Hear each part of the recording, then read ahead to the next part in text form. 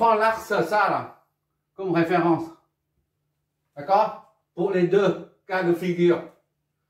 D'accord? Si tu mets I ici. I ici. Hein. À partir de I, ici. Et bien V, il faut reculer vers 90 là. V c'est là, V c'est. D'accord? De même maintenant c'est ici là.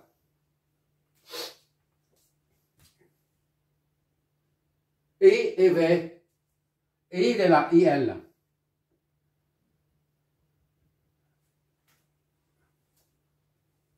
Et V il est là. D'accord? V il est là. VL. D'accord? Et c'est toujours dans le sens, si on part toujours dans le sens comme ça là, trigo, positif, c'est toujours comme ça. Pour ça, si on va dans ce sens-là, ça c'est négatif. Négatif, phi et négatif. D'accord? Pour les deux composants IC et VC. Voilà. Et maintenant pour ça, c'est positif là. Phi est positif là. Par rapport à cet axe de référence là. Ça c'est ici, c'est phi 0 là. Phi est 0 là. D'accord? Donc, quand c'est positif comme ça, qu'est-ce que ça signifie? On a ici là, positif là. Retard, ça signifie qu'il s'agit d'une bobine d'inductance. Le circuit Z1 est plutôt inductif. D'accord? Je ne sais pas trop si tu vois à peu près ce que je veux dire en fait. Ça se trouve sous l'axe de référence, c'est négatif. Voilà, comme ça tu raisonnes, c'est mieux. VC doit rattraper. Rattraper. VC là. Ça c'est. Voilà. V. C. Cet angle là, d'ici à là, se trouve sous l'axe alpha phi. Donc c'est négatif. D'accord? Tandis que dans ce cas-là, phi se trouve sur l'axe positif. Sur la partie au-dessus de phi 0 là. D'accord? Donc c'est positif. On s'en fiche un peu que ce soit une bobine d'inductance ou un condensateur. Du moment que l'angle se trouve au-dessus de l'axe où phi est égal à 0, ça signifie que phi est positif. Quand phi, l'angle se trouve sous l'axe de référence, ça signifie que phi est négatif. D'accord? Dans notre cas, phi est positif. D'accord? Phi S1 est positif. Maintenant, on connaît l'angle de phase phi S1 du courant IS1. C'est positif. Quand on parle de retard ou de facteur de puissance en retard ou en avance, on a dit tout à l'heure, il s'agit toujours du courant qui est en retard par rapport à la tension, d'accord, ou en avance. C'est le courant qu'on désigne via le terme retard ou avance, d'accord. Donc ça vient du facteur de puissance là, 0,8, d'accord. Donc ça concerne le courant. Donc maintenant on a IS, on peut déduire IS1 est égal à 433 racine de 2 phi S1, d'accord. Donc IS1 est donc 433 racine de 2 et phi S1 c'est 36,87 degrés ampères. Voilà, ça c'est connu maintenant.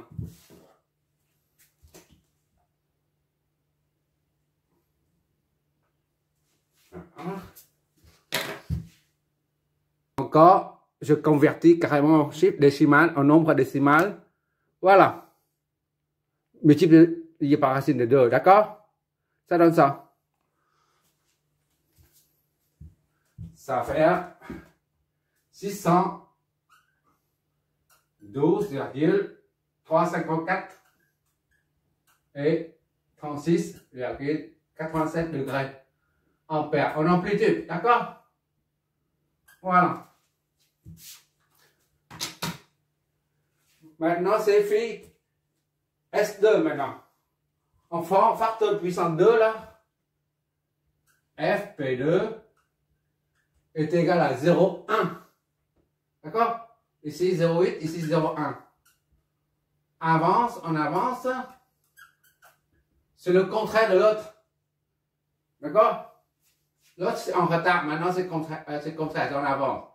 Retard, ça donne plus. Donc en avance, ça donne moins. D'accord? Donc maintenant on prend cosinus A.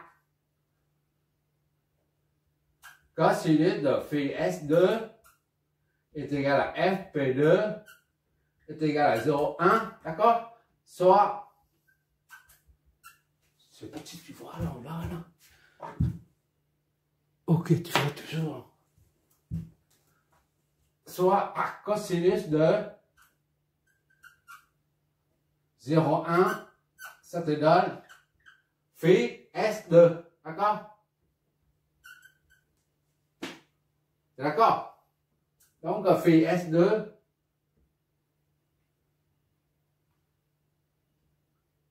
est égal à cosinus de 0,1.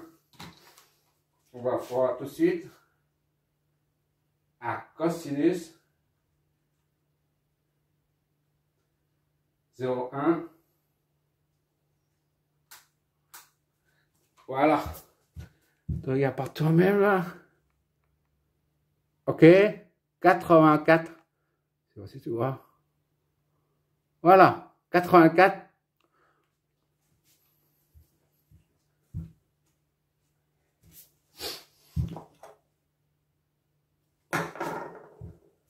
$4,261 degrés.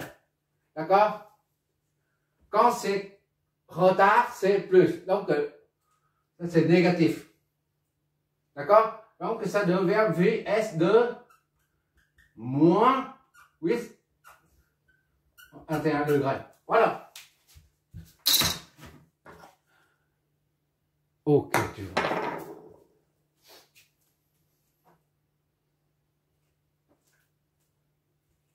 T'es d'accord avec ça, hein? D'accord avec ça? Quand c'est retard, c'est plus. Donc, par conséquent, en avant, c'est moins. On ne cherche pas midi 14 heures, on ne cherche pas à démontrer comme tout à l'heure, d'accord? Maintenant, IS2 là, est égal à 810 racine de 2 phi S2. Donc, IS2 est égal à 810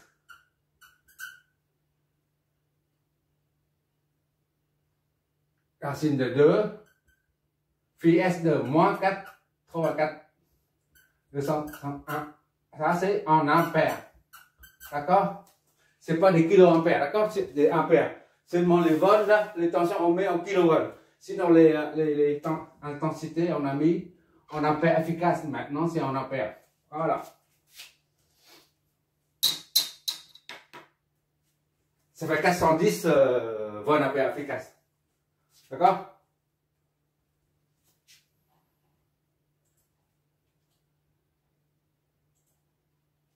Bon. À partir de là, on obtient IP. D'accord? IP, IP est égal à moins 123 sur 260. Voilà. Multiplié par IS1. Celui-là. 400 et S1, c'est là. 433 racine de 2. Racine de 2. Et 1 et S1. 36,87. 36,87. D'accord? IP là. IS1, moins 18 sur 227. 27 fois IS2, c'est ça. 810 racine de 2. Racine de 2 et moins 84,266 degrés. Voilà. Maintenant, on va avoir IP là.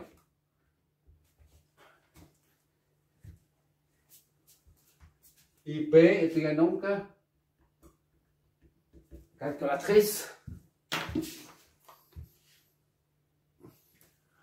Là et là. Voilà. On va additionner tout ça, moins et moins. Regarde bien.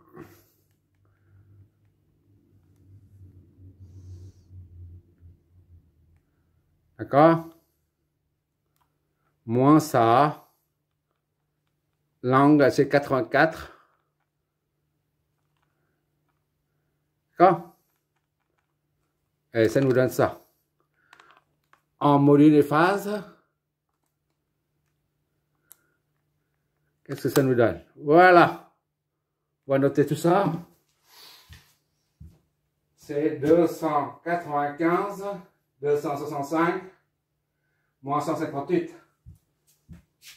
275, 95, 265 et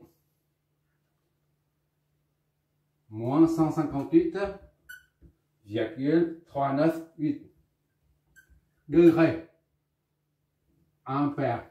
D'accord? IP. Voilà. Avec ça, on peut déterminer là, déjà là. Là, le VP, là, on reprend ici, là, VP est égal à, on a fait 3, 2, 1,026. On a fixé à 0 tout à l'heure, au début, tu te rappelles?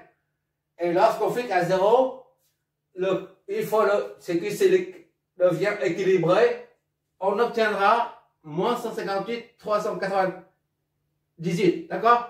Il faut équilibrer, on a ça. Bon, c'est-à-dire que IP là est égal à 295, 265 et moins 158,398. Ah, c'est en kilovolts. D'accord? Kilovolts. Ça, c'est en kilovolts. Ah, kilovolts, ça. 1 kilovolt. D'accord? Kilovolts. Ça n'a pas d'importance. Nous, c'est la phase qui compte. Kilovolts. Ça, c'est en ampères. C'est pas des ampères efficaces. D'accord? Comme on dit là, le facteur de puissance nous renseigne sur le retard ou l'avance du courant par rapport à la tension. Là, il y a un déphasage entre le courant et la tension là. D'accord? Le déphasage, le facteur de puissance est ici là, à ce niveau là. FP à ce niveau là. FP à ce niveau là. D'accord? FP total. Voilà. Est égal à combien? Bah, c'est égal à ça. Tout simplement. D'accord? Tu vois bien que lorsqu'on calcule avec les nombres complexes, le phaseur, on obtient directement. On n'a pas besoin de chercher. Il y en a beaucoup qui disent le facteur de puissance est cosinus phi est égal à P sur S. Il faut trouver déjà P et S et tout. Pour faire le rapport, pour faire la division, le quotient, le P et S. Là, on ne cherche pas le puissance active ni la puissance apparente. On l'a ici, là. Le cosinus phi, il est là, là. Le facteur de puissance, il est là, là. D'accord? Bon, maintenant, le facteur de puissance, là, ça, c'est VP somme, là, au début, là. IP, c'est IP somme. D'accord? On peut appeler ça par IP somme. D'accord? Parce que IP qui arrive ici. Donc, appelons-le IP somme. Tu vois toujours, j'espère. Ok, tu vois toujours. Voilà. IP somme et VP somme. Donc, le facteur de puissance FP somme est égal à cosinus de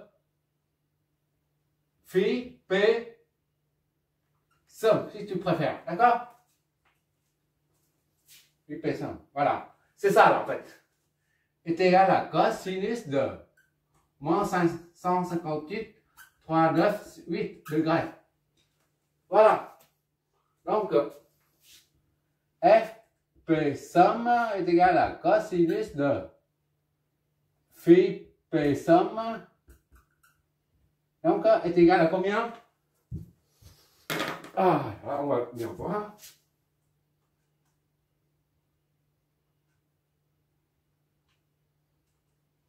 Voilà. Tu vas voir par toi-même. Hop là, dernier truc. Ok là. Voilà. 0,93. Moins 0,93. Moins 0,93. D'accord? Ou 13%. Voilà.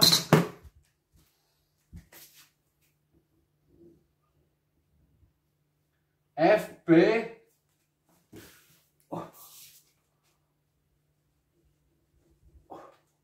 ou FP est égal à P total sur S total 93%.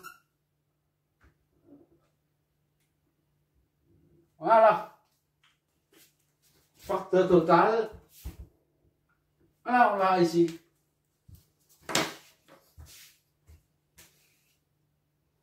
Maintenant, on peut en déduire les charges Z1 et Z2. D'accord? V.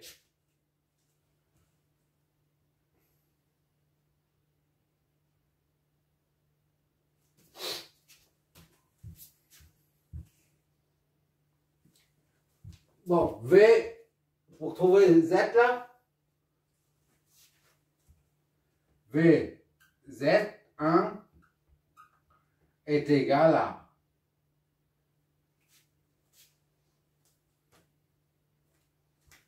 RI, Z1 fois I, S1, d'accord? Z1 est égal à VZ1 sur I, S1, d'accord? VZ1, c'est l'opposé de ça. Ça est égal à moins ça. Moins VS1 sur IS1, d'accord? Ce qui fait moins 123 racine de 2 et 0 divisé par, c'est ça, hein?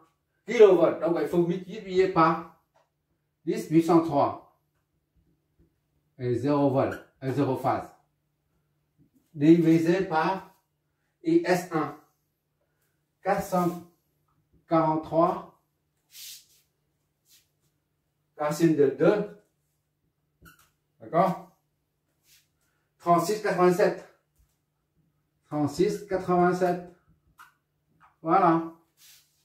Qu'est-ce que ça nous donne? V, Z1 et donc est égal à,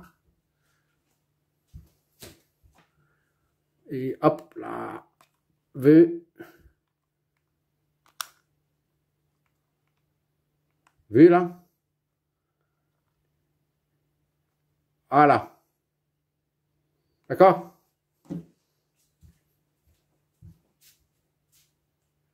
Z1 est égal à moins 251 et plus 170 439 G. D'accord? Ça, c'est en ohm.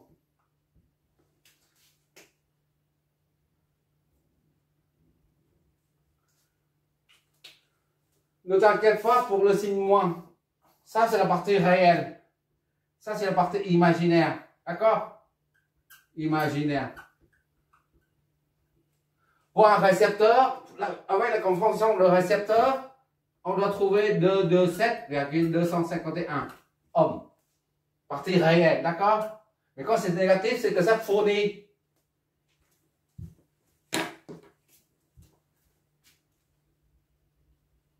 Quand c'est positif, ça signifie que ça reçoit l'énergie active. D'accord? Mais ça, c'est du négatif. Avec la puissance complexe, tu verras mieux. Z2, c'est pareil, là. Z2 est égal à Z2 fois IS2. Soit Z2 est égal à VZ2 sur IS2. VZ2, c'est l'opposé de ça. Moins VS2. D'accord? Moins VS2 sur IS2. D'accord? Donc, c'est moins VS2, c'est ça. 18 racine de 2 en kilovolts. 18 racine de 2, 10 puissance 3, 0. D'accord? Divisé par IS2. Il est là. Ça, c'est en ampères. On n'a pas besoin de multiplier par 10 puissance 3. Racine de 2 moins 84, 261. D'accord?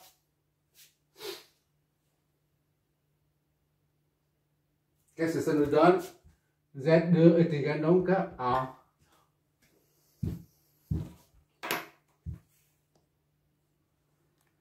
voilà, V moins, voilà, moins 2,222 moins 22,111 G ohm. D'accord?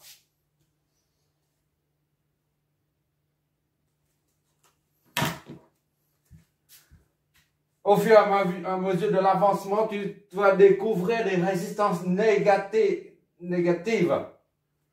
Tu verras, il n'y a pas de surprise. Tout ça, il n'y a pas de surprise. Quand c'est positif, ça signifie qu'il s'agit d'une résistance. Par exemple, si 227, il n'y a pas de moins. Ça signifie que l'impédance reçoit une énergie active. D'accord? Et quand c'est moins, ça fournit l'énergie. Tout simplement.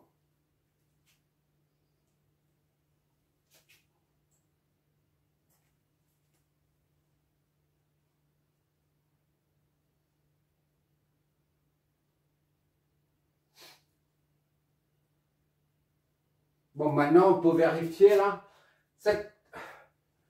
au niveau des puissances. C'est terminé, d'accord? On a ici le facteur de puissance, il est là. Voilà.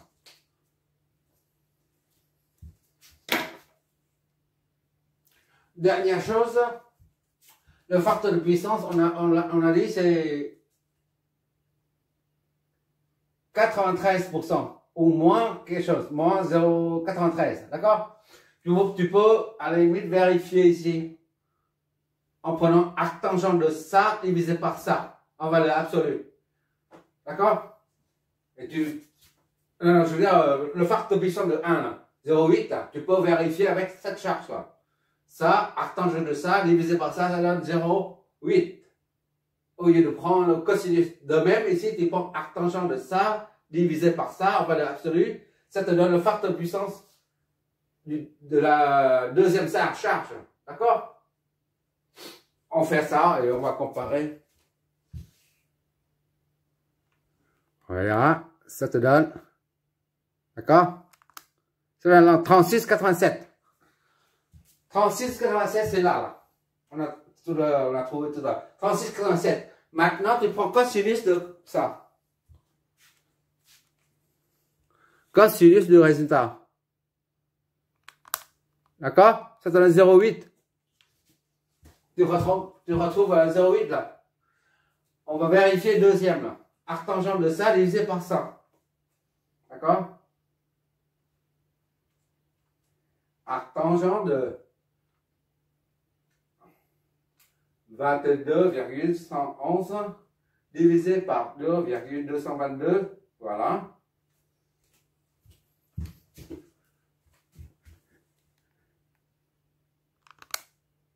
C'est 84, c'est ça, 84, 261. Oh, tu vois pas bien. Voilà. Maintenant, on prend cosinus de ça. Cosinus du résultat 0,1. D'accord? Mais pourquoi j'ai pas fait ça, en fait? Ça complique les choses. Arctangent, c'est quand il faut tenir compte de... Quand c'est ce côté-là, c'est arctangent, ça donne directement. Quand c'est A est positif, B est positif. Mais quand c'est A est positif, et B est négatif, il faut plus ou moins pi sur 2 machin bidule. Alors, ça complique les choses. J'évite de calculer cosinus phi là, est égal à P sur S, tout ça. On doit trouver cosinus phi facteur de puissance est égal à P sur S. Il faut trouver P, il faut trouver S. D'accord? Et pour trouver le cosinus phi, il faut faire arctangent. Et arctangent, chaque fois on fait arctangent, il faut tenir compte de plus ou moins pi sur 2. Ça embrouille, ça embrouille. Et quand tu utilises les nombres complexes, les phaseurs, là, ça aboutit directement au facteur de puissance. Plus ou moins. Cosinus de, puisque l'angle de phase, c'est cosinus angle de phase, fait FP est égal à cosinus de quelque chose. Cette quelque chose, tu regarderas comme révision sur les puissances. C'est ça. Il suffit de avoir ça. Ça est égal à phi V moins phi I. D'accord? Tu regardes les vidéos concernant l'établissement des puissances complexes. Je me sers toujours de la puissance complexe. Elle est une phaseur vidéo.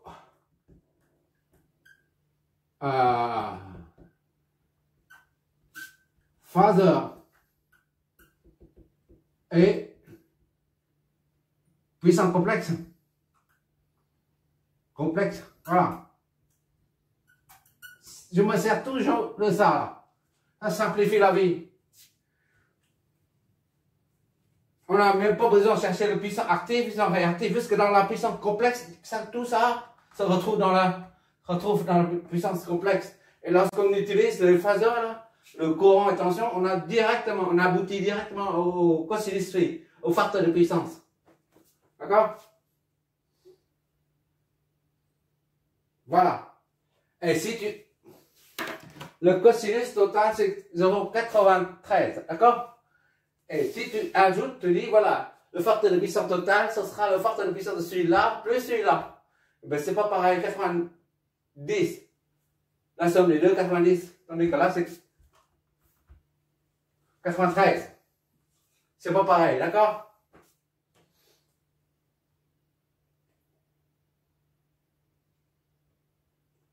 On est en monophasé, d'accord?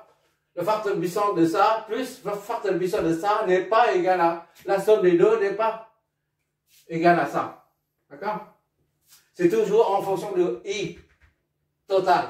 Le facteur de puissance, c'est ce chiffre en fonction du déphasage entre IP et VP. La tension totale et le courant total. Tu regarderas le résultat des simulations. Merci d'avoir regardé. On aura l'occasion de voir tout ça, là, moins négatif, tout ça. C'est la première fois que tu vois ça, mais on va utiliser ce genre. Par exemple, le circuit équivalent de Tannin. Des fois, tu trouves, voilà, une résistance qui est égale à moins 15, par exemple. Négatif. D'accord? Ça peut être négatif, hein, ou positif. Ou encore un circuit équivalent de Tannin où il n'y a pas de source. Il n'y a que ça. Voilà. Où VTH est nul. Et RTH est égal à quelque chose, égal à 20 par exemple. Tu vois? Ce qui est équivalent de ternain n'est pas tout le temps constitué d'une source de tension plus une résistance positive.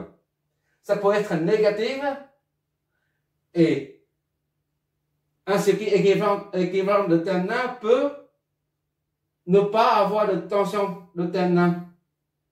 Tu crois que j'ai déjà fait ça? Je regarde si je n'ai pas encore fait des exos comme ça, je les ferai. Je crois que j'ai déjà fait ou je sais pas trop. Si c'est pas encore fait, je fais des exos là-dessus pour qu'on tombe sur contrôle moins 15. Et comme ça, une résistance équivalente de ternain qui est égale à moins 15. Et dans ce cas-là, tu verras pourquoi c'est moins 15. Et qu'est-ce que ça signifie? Parce que physiquement, ça ne peut pas résister avec moins 15. Une résistance, la valeur d'une résistance, c'est une valeur physique. Il ne peut pas être négatif. Or, mathématiquement, on trouve moins 15. Comme ici, là, une résistance négative. Là. Et dans ce cas, qu'est-ce que ça signifie moins 15? D'accord? De même que une résistance équivalent de ternain, où il n'y a pas de source de ternain. Or, on définit ce qui est équivalent de ternain comme une source de ternain plus une résistance de ternain. C'est d'accord? C'est ça la définition d'une source d'un circuit équivalent de ternain. Mais on trouvera, il y a des situations, il n'y a pas de source de ternain. Je ne sais pas si tu as déjà tombé là-dessus, mais je revois. S'il n'y a pas d'exo concernant ces deux situations-là, je ferai des vidéos là-dessus. Comme ça, tu vas maîtriser pourquoi un négatif. Merci d'avoir regardé.